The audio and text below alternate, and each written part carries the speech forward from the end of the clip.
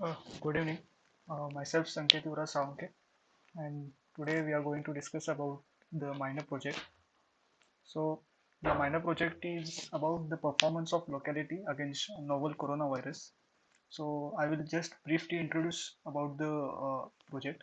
So, uh, about this project, so we have been actually hit by COVID in about two waves. Every country, state, city had suffered the adverse effect of it. Then the populace reviews can investigate the discernments, acknowledgement of limitations, mental and actual well-being, practices, data needs, and misperceptions also. By gaining such insights, the government system can prioritize the efforts to inform and support other response measures and prepare ourselves and them also for better use. Thus, the minor project was introduced to analyze the performance of our locality against the COVID-19 outbreak with the data generated with socioeconomic survey, mapping the data, and carrying out spatial and non-spatial analysis. So, the aim of this project is to gain insights into the pandemic response initiatives and other safety variables against COVID-19 outbreak in locality area of Rajarampuri, which is E ward in Kolhapur city of Maharashtra state. So we have three objectives for the same.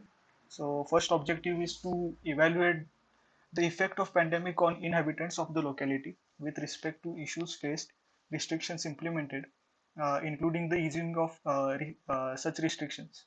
Second objective is to assess the provision and preparedness of locality against COVID-19. Third, monitor the measures change in lifestyle of inhabitants due to COVID-19. That is the post-COVID effect on the inhabitants.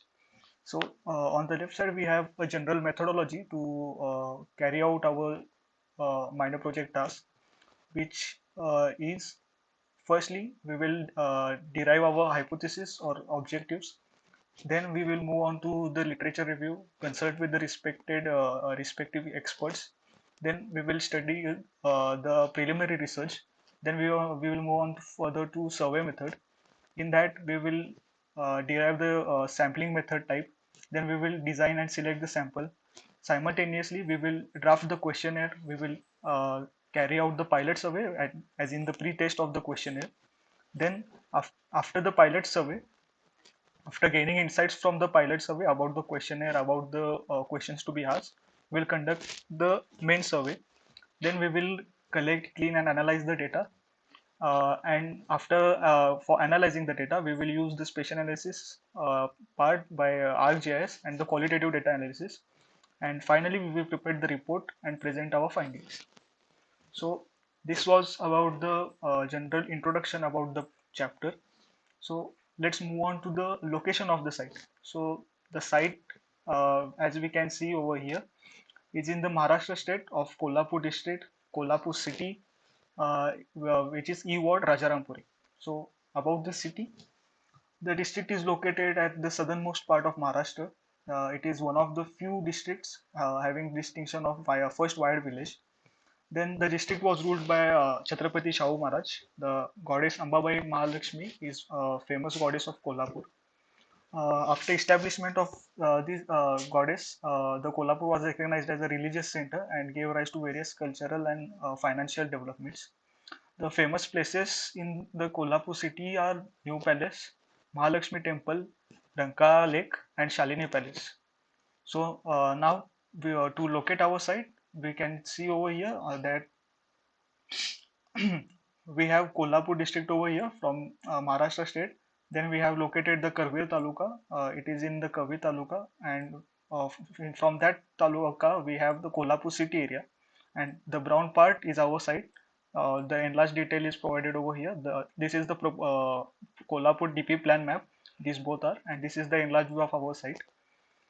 In the bottom part, we can see Kolhapur city skyline for the same, just to give a general idea about the cultural aspect of the city.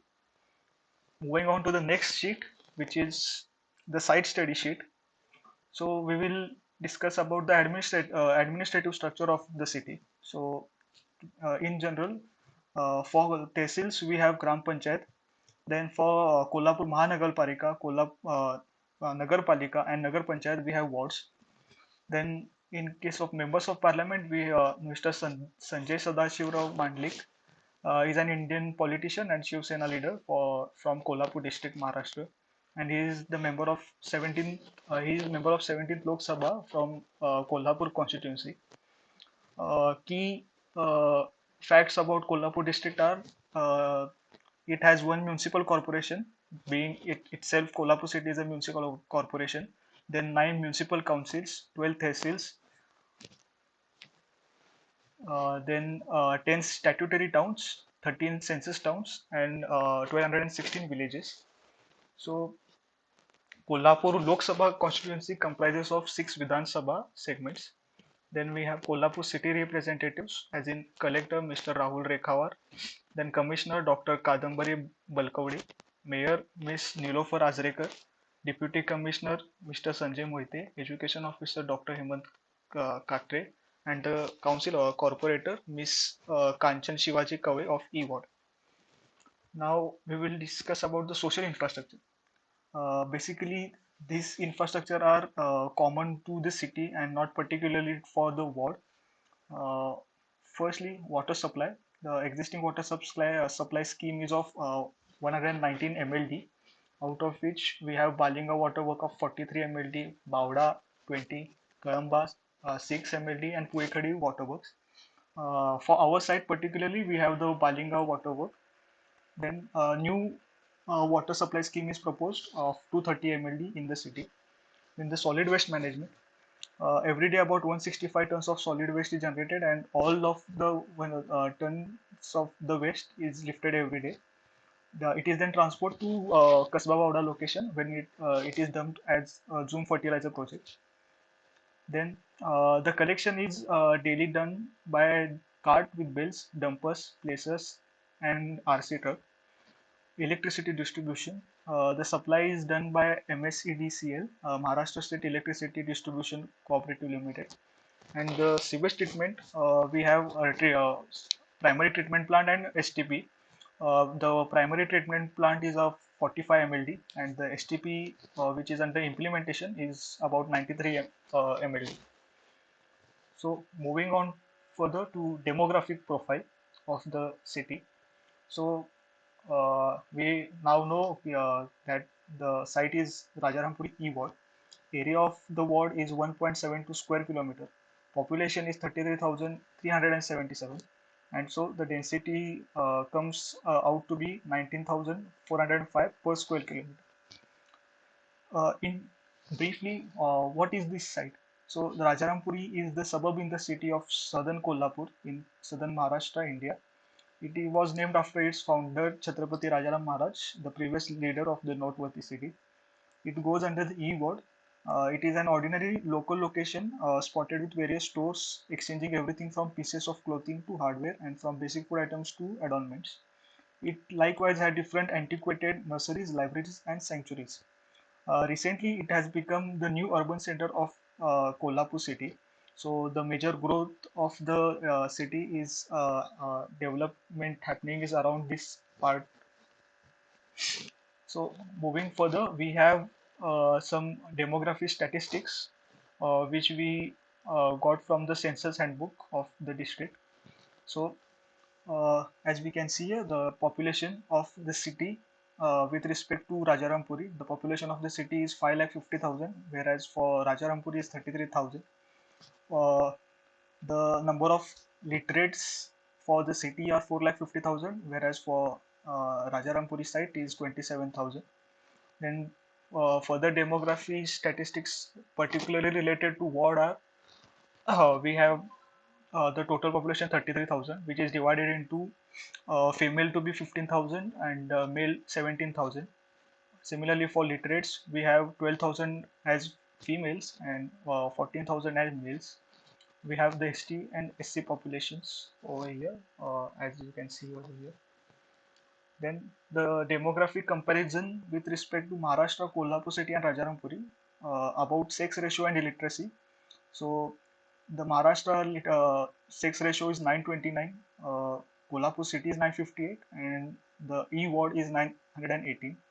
Similarly, for the literacy, for Maharashtra it is 82.34, For Kolhapur city, it is 90.64, and for Rajarampuri, it is 81.9. The ethnicity in the ward is mostly dominated by the Hindu community, which is about 84%. It is succeeded by Muslim community, which is 11%. Then the Jain community, which is 3%, and others, Sikh, Christian, Buddhist, which is 1 and less than 1%.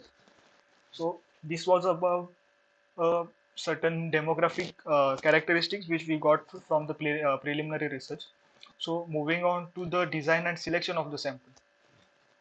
So the survey method chosen was the in-person survey, as in face-to-face survey.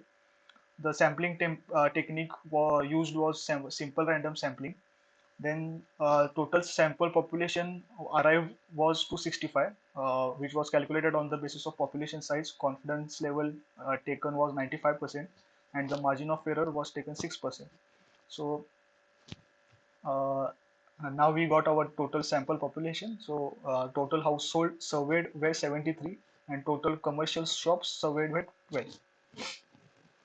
This was all about the site study part, which was our second sheet. So moving on to the third sheet, which is about the secondary data study. So here we have again certain statistics of the demography part, uh, particularly related about the main workers and marginal workers. By just taking a glance from these figures, we can interpret that there is a huge difference between the male and female population in for male workers, while there is low amount of difference between the marginal workers for the same. As we can see, there is less gap between the male and female as compared to the main workers uh, category.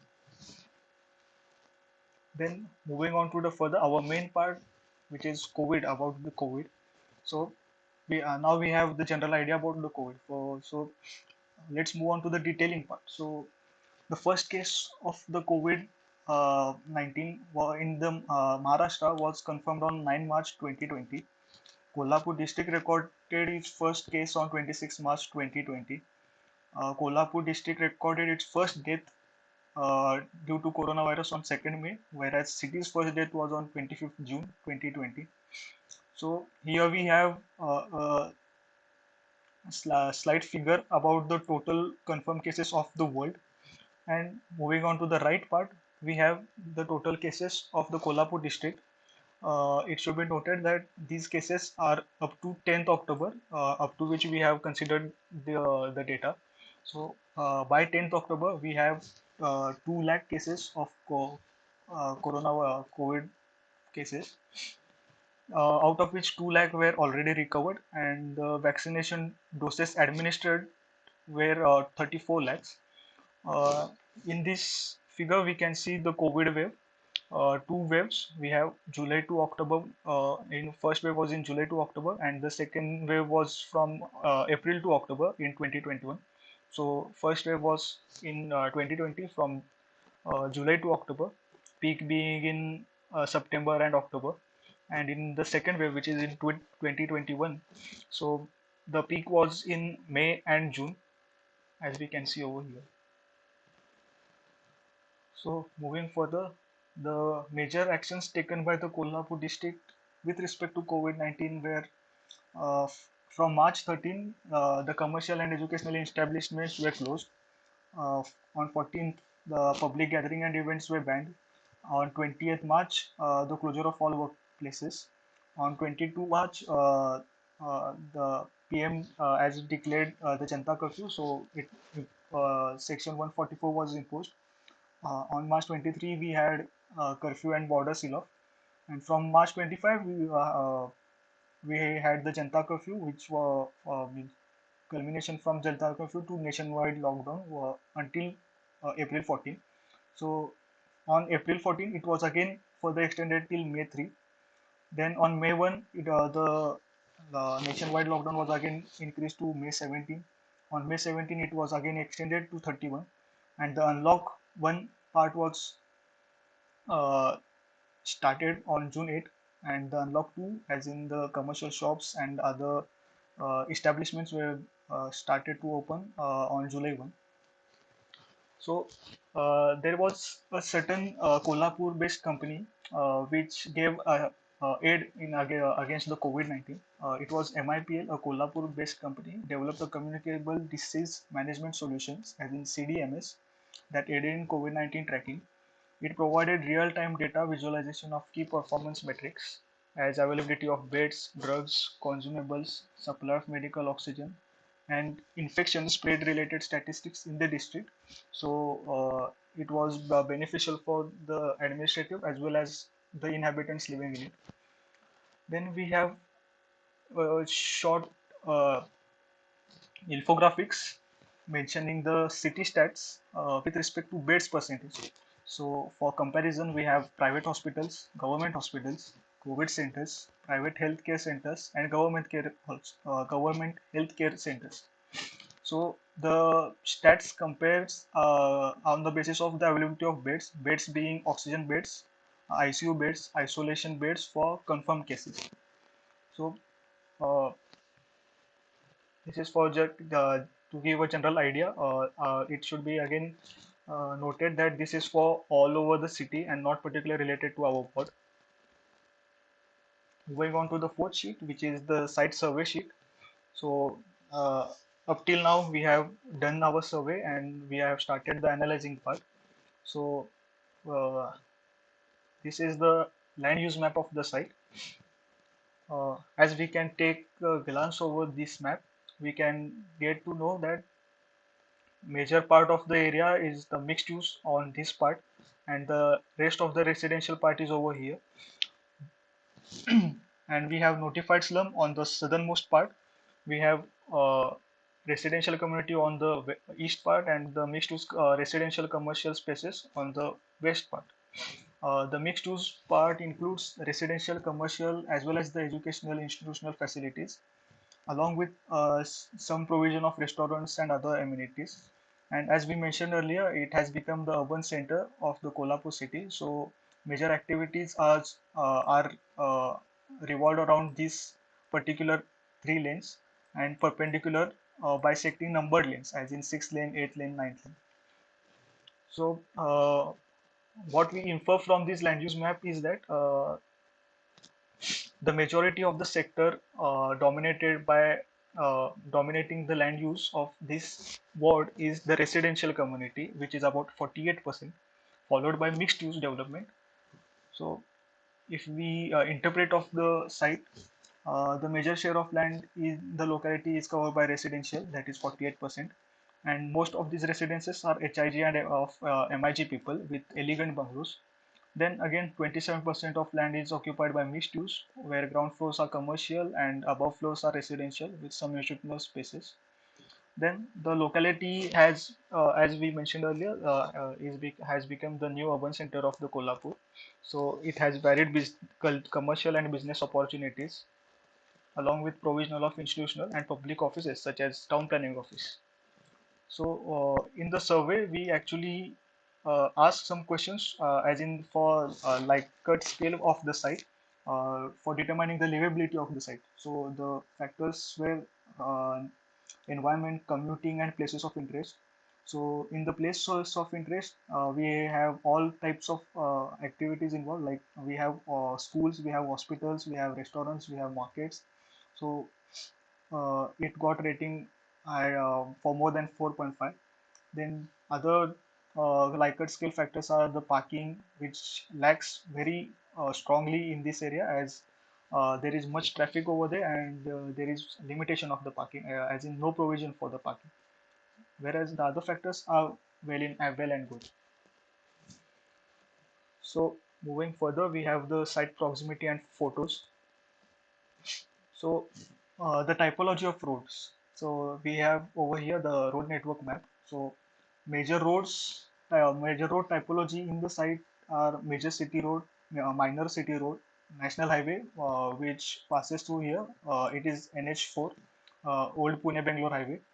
Then other public roads, we have rail route slightly passing adjacent to the site, and state highway. Then, if we discuss about the site proximity, so the bus service. Central bus stand is located in about 1.6 kilometer from proximity of the locality. Then the railway service, Chhatrapati Shahu Maharaj Terminus is the main railway terminus in Kolhapur, which is at about 1.8 kilometer from this ward. Airport service, Kolhapur Airport or Chhatrapati Rajaram Maharaj Airport is a regional airport, sorry, which is about 7.8 kilometer from the locality. So here we can see the typology of roads from these photos. So as we noted earlier that it is the ward is mainly recognized by these three lines. So here we have this is the view of this road, which is engulfed with the commercial spaces, residential spaces, and other factors. Here we can see the mixed-use community of apartment buildings. Same photos over here. Moving on to the further fifth part, which is actually the primary area where we will propose the hypothesis. So this is the hypothesis part, fifth sheet. So hypothesis one. So our hypothesis was that financial stability of residents was hindered during the COVID-19. So uh, let's discuss about it. So household maps. We have the interpretation of various typologies, various maps, so for getting inferences and devising our hypothesis to be correct or not. So about the household map, as we can see over here, we have legends, as in we have divided the households in one member, two or three members, four or five, or more than six. So by just taking a glance, we can see over here that mostly we can see in this type of ward is that it is dominated by nuclear family. Percentage of household size, we have 2 to 3 as a 45% major dominance, followed by 4 to 5, which is 36%.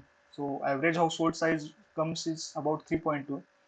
Then what inferred from the survey was that single person households in the locality were formed due to persons migrating to new area and living alone for education and job. Or the second part was that one member migrating, as in children going for education or job as such, or spouse dying from two-member household. So and the next inferred point was that most of the locality is dominated by three and five-member household. Then educational qualification. So as we can see over here, major educational qualification in this board is ranked by a bachelor's. Then it is succeeded by masters. Then we have technical courses, higher secondary, and other people also. Uh, from this, we can infer that as they are mostly well-educated people over here, so their standard of living, their quality of life, their respect towards the site will be actually good. Nextly, we have the housing typology. So from first, uh, the typology of houses available in this site are the kacha house, semi-pakka house, and pakka house again divided into five categories, which is independent bungalow, attached bungalow, G plus 3 apartment, G plus 4 apartment, G plus 6 apartment. So from the map, we can infer that this area, this particular area, as in only this particular area, is flanked by multiple apartment uses comprising of G plus 3, G plus 4, G plus 6, as it is a mixed use structure. And this area is flanked by independent and attached bungalows. And in the notified slum, we have the semi kacha and pakka, sorry, kacha and semi pakka house. So again, for the inferred data from the household map is that the percentage of household uh, it is dominated by independent bungalows, and in total we have 52% of independent and attached bungalows, and semi pakka and kacha houses are in slum areas. Nextly, we have the income category map. So again, as we discussed earlier, we have this part as a mixed use part and this as a high class HIG and MIG people residing over here, with, having lavish bungalows over here. So accordingly, we can see the income group spread according to that typology. So the HIG and upper MIG people reside over here, and up to MIG and some part of LIG are residing in this part, and notified slum and the BPL people residing in the notified slum. So the inferred data was that 58% of the total sample population were MIG and upper MIG group as well as HIG. So about 73% of the total sample were well-earning groups, indicating that the groups are more financially stable, with only 15% of the total sample in BPL category.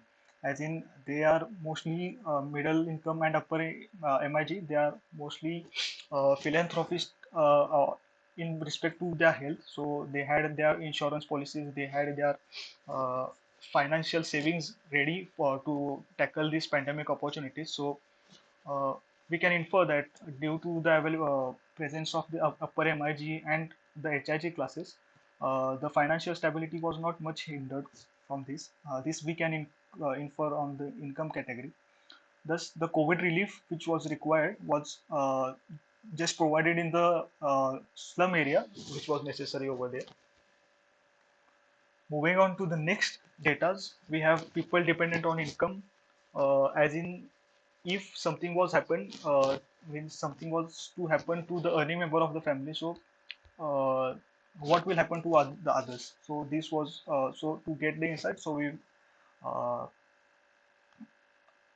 got the idea about the people dependent on income. So as most of them are the nuclear family, we can see that it is mostly dominated by two or three or four dependent peoples. Then the employment type in this ward is basically we have full-time employed people, part-time employees, self-employed, full-time students, part-time students, unemployed, stay-at-home parents, and unable to work due to some health reason. So now, what was the lockdown or pandemic effect on employment? How did this pandemic affect the people of the world?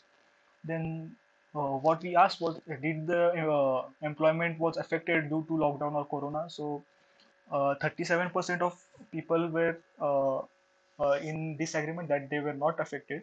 About 63% were in agreement, as in they were affected. Then working status due to this pandemic. So we can see over here that about 37% has same working hours as before. 11% were provided with reduced working hours, as in reduced working hours with reduced salaries.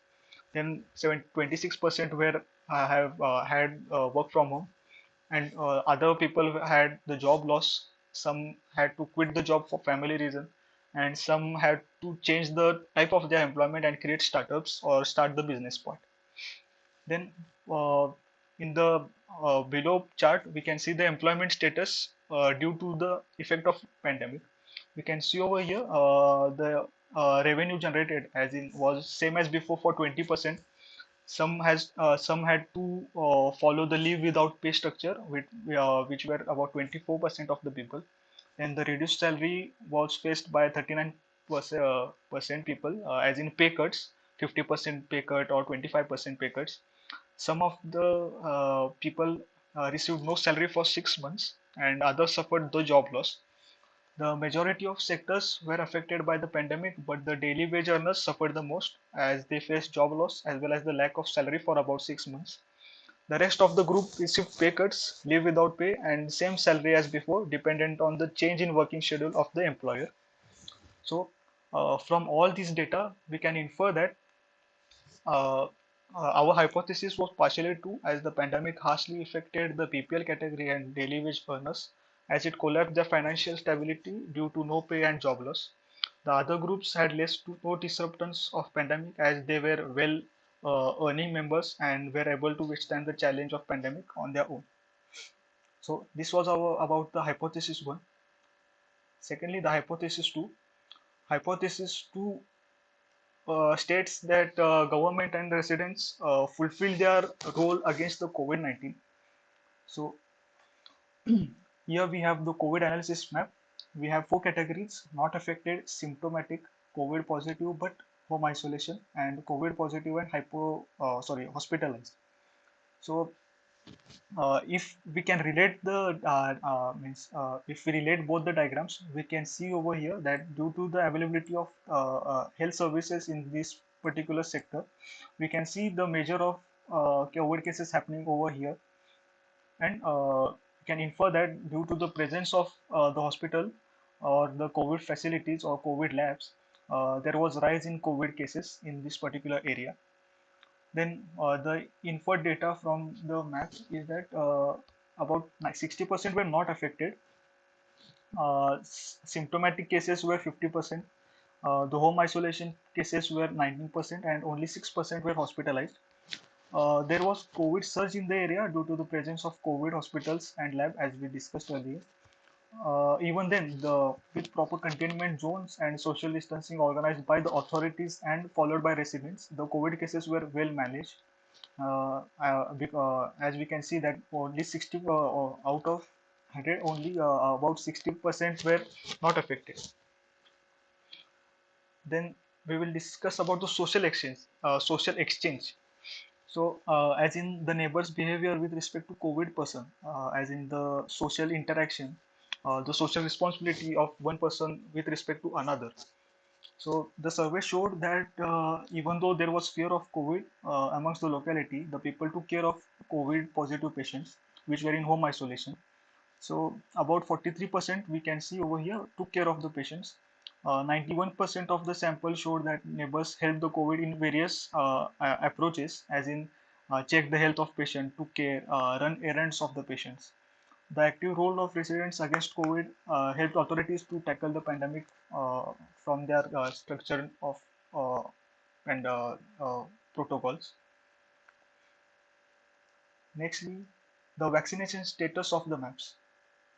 We had about, as we can infer from this map, we can see that most of them were vaccinated from first dose, and there is not much of a difference between the unvaccinated people and the second dose people, so indicating that more people have prioritized for vaccination.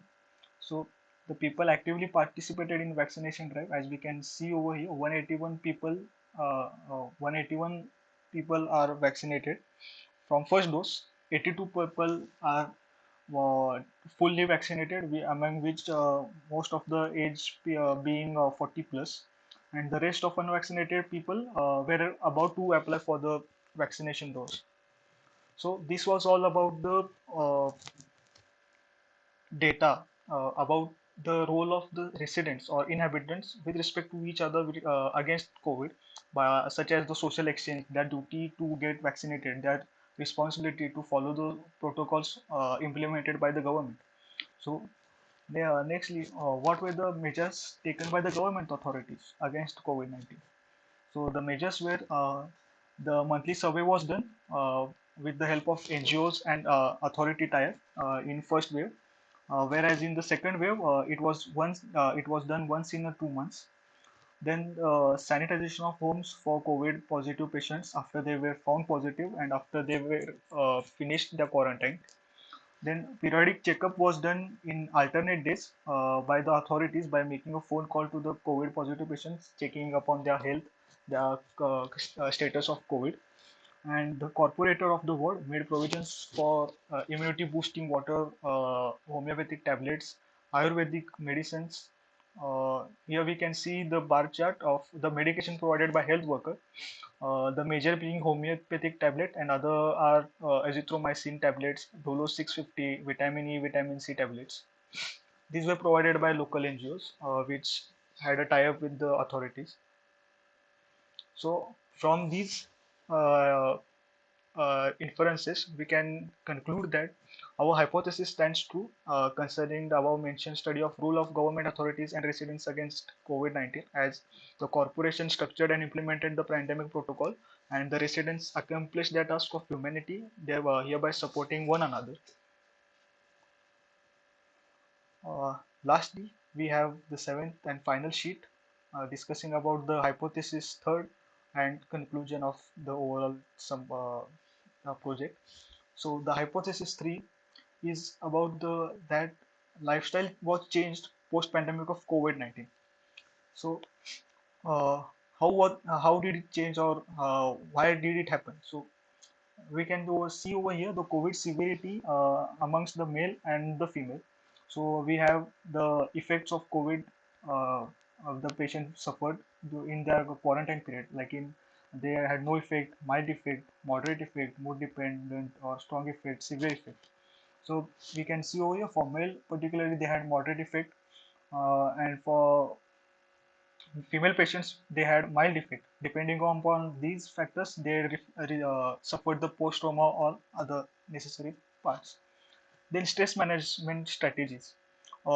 Stress management strategies not only particularly relating for the COVID-19 patients, as in due to pandemic and continuous lockdown, many housewives, many home persons also suffered stress, depression. So what type of things did they do to manage this stress? So the data incurred was that they did talk with their families, friends, they attended online therapy. They practiced religious activities. They did yoga, meditation, workouts, and other factors. So this has become a part of their lifestyle to tackle the management parts due to the pandemic. Then we have the post-COVID situation, as in uh, what all effects were seen in the COVID positive, means the person which had the COVID. So we have the loss of weight, chest pain, cough, headache, insomnia, anxiety, and other factors. These were the post-COVID effects. And from this bar graph, we can infer that the major effect seen was the loss of weight, followed by cough and the loss of smell also.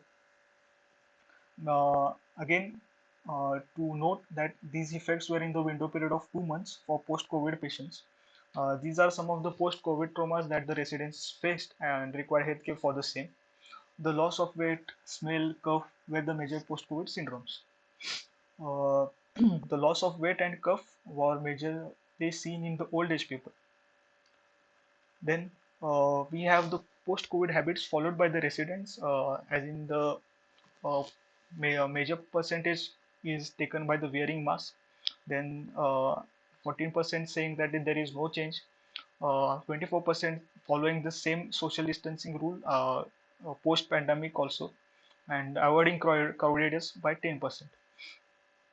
So from these data, we can infer that the post-COVID trauma or the post-COVID wave day-to-day habits have changed the way of living of people, giving more importance to their health. They have been more concerned towards their health following this pandemic. So we can conclude that lifestyle post-COVID has been changed, as they have been accustomed to live with this pandemic as well as follow the protocols against the same. So here we conclude with our three hypotheses, and finally the conclusion of overall project SWOT analysis of the site. We have strength, weakness, opportunities, and threats. So strength being as 73% of the total sample well earning groups. So all are well off and financially stable, and availability of commercial, local, and convenience shops, health service, as well as market in close proximity. So again, due to lockdown, there close proximity of these areas were came in handy for these particular day-to-day user activities. Then in weakness, we have the presence of COVID hospitals and healthcare centers in the locality, which were the prime reason for COVID rise. The higher density apartments were the secondary reason for the same. The lack of employment stability for daily wage workers, and we had seen that there was loss and no salary for about 6 months for the daily wage workers. About the opportunities, the lockdown gave rise to new startups in the locality, close proximity to the major transport facilities.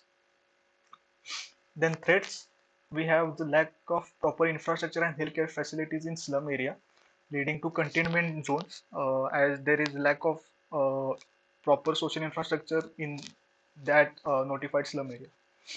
So by this, we conclude with our minor project detail.